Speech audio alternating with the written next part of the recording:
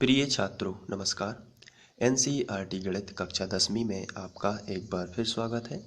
हम लोग प्रश्नावली 1.1 का प्रश्न क्रमांक 1 ले रहे हैं, जिसमें लिखा है निम्नलिखित संख्याओं का एचसीएफ ज्ञात करने के लिए यूक्लिड विभाजन एल्गोरिथ्म का प्रयोग कीजिए। तो हमें कुछ संख्याएं दी हुई हैं। इसमें से पहला क्वेश्चन हम लोगों ने लिया है 135 और 225। तो इसका हमें एचसीएफ ज्ञात करना है, वो भी यूक्लिड विभाजन एल्गोरिथ्म से। तो चलिए, सबसे पहले आपका स्टेप रहेगा, आपको इन दोनों संख्याओं में से वो संख्या देखनी है जो बड़ी है और उसको बड़ी और छोटी बता देना है।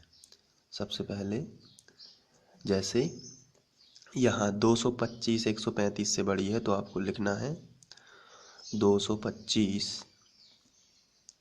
बड़ी है 135 से। आपको सबसे पहले तो यही लिख लेना है। इसके बाद अब इसका हमें भाग देना है। तो भाग की जो क्रिया होगी वो आपकी रफ में होगी, और जो उसका प्रमेय का लगाने के बाद जो एल्गोरिथम बनेगा वो हम लोग फेयर करेंगे। तो चलिए, मैं रफ कागज़ का यूज कर लेता हूँ।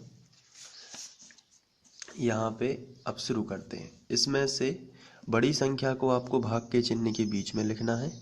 तो मैं यहाँ से शुरू करता हूँ। यहाँ बड़ी संख्या बताइए कितनी है, आंसर है 225। तो आप यहाँ पे 225 लिखेंगे। छोटी संख्या कितनी है 135, तो आप छोटी संख्या लिखेंगे बगल से। अब आपको भाग देना है। तो चलिए शुरू करते हैं। 135 से कम 135 ही होगा, क्योंकि 2 बार में ज़्यादा हो जाएगा। तो 135 से कम 135। अब यहाँ पे माइनस होता है चूँकि, तो ऋण का चिन्ह लगा देना है।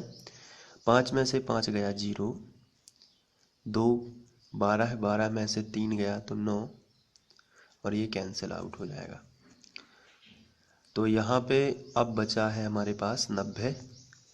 तो इसमें हम जो शेषफल जैसे ही आपका आ जाता है, तो फिर आप यूक्लिड विभाजन प्रमेय का लगाएंगे और इसको फेयर में लिख लेंगे। चलिए, तो पहला चरण जो है उसको हम पहला डाल के अब हम लिखेंगे। बीच वाली संख्या कितनी है 225, तो आप लिखेंगे जो 225 है वो किसके बराबर है। तो आंसर जो 225 है वो 135 गुणित 1 पहली संख्या और आखिरी संख्या का कर देना है आपको गुणा। फिर से समझिए, बीच वाली संख्या आपको साइड में लिखना है, उसके बाद बराबर का चिन्ह लगा देना है, फिर 135 और लास्ट वाली संख्या जो भागफल है, यानी कि भाजक और भागफल का गुणा करना है। तो 135 गुणित 1, और जो 90 बचा है जो शेष फल आता है वो प्लस में लिखना है। और चूंकि शेष फल 90 है, तो हमें यहाँ लिखना है कि शेष फल जो है वो 90 है, 0 नहीं है। तो आपको लिखना पड़ेगा जहाँ और शेषफल बराबर नहीं है 0, शेषफल बराबर नहीं है 0। तो ये आपका पहला चरण बना। तो इसे प्रमेयिका बोलते हैं, लेकिन चरणों की श्रृंखला को एल्गोरिथ्म बोलते हैं, इसलिए क्वेश्चन में लिखा था एल्गोरिथ्म का प्रयोग कीजिए। अब ये पहला, अब इसके बाद इस भाग की क्रिया को आगे बढ़ाते हैं। जो शेषफल आता है उसको हम फिर से क्या बना लेंगे, भाजक। और जो पूर्व भाजक था, पूर्व भाजक कितना था 135, उसको बनाएंगे क्या, भाज्य। तो उसको भाग के चिन्ह के बीच में लिख लेंगे। अब हम भाग देंगे, तो फिर 90 एकम 90 ही हो जाए, क्योंकि 90 दूनी 180 हो जाएगा, जो कि 135 से ज़्यादा हो जाएगा। तो 90 एकम 90। तो फिर इसमें से घटाएंगे तो 5, और यहाँ पे आ जाएगा 4। तो ये आपका बचेगा 45। जब 45 आ जाएगा तो फिर आपको क्या करना है, जैसे ही आपका दोबारा शेषफल आ गया आप फिर से फेयर में जाएंगे और इसको लिख लेंगे।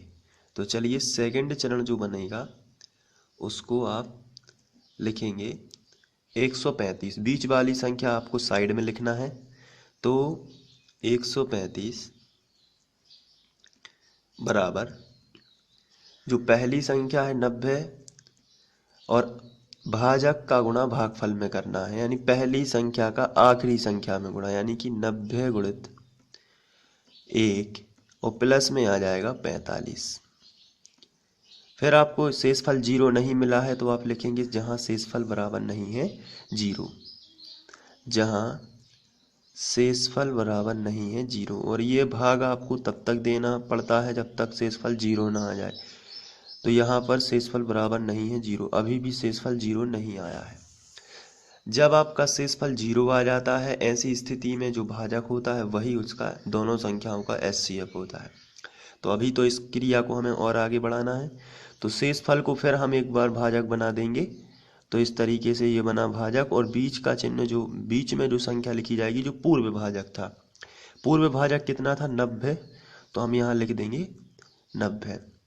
तो फिर 45 दूनी 90। यहाँ पे देखते हैं कि शेषफल क्या आ गया है 0। तो फिर इस क्रिया को भी हम लोग लिख लेंगे अपने फेयर में जाके। तो यहाँ पे हम थर्ड स्टेप में लिखेंगे बीच वाली संख्या को साइड में, बीच वाली संख्या क्या है 90, तो इसको लिख देंगे साइड से बराबर। फिर भाजक गुणित भागफल, भाजक कितना है 45 गुणित भागफल कितना है 2 और प्लस शेषफल कितना है 0। तो अब आप यहां लिख सकते हैं जहां शेषफल बराबर है 0, जहां शेषफल बराबर है 0। जब शेषफल 0 आ जाता है, ऐसी स्थिति में जो भी भाजक होता है वही क्या होता है इन दोनों का एचसीएफ। तो आपको लिख देना है आता है 135 और 225। 135 और 225 दोनों का क्या होगा 225 दोनों का एचसीएफ जो होगा वो कितना हो जाएगा 45 होगा। तो ये पहला क्वेश्चन सॉल्व हो जाता है।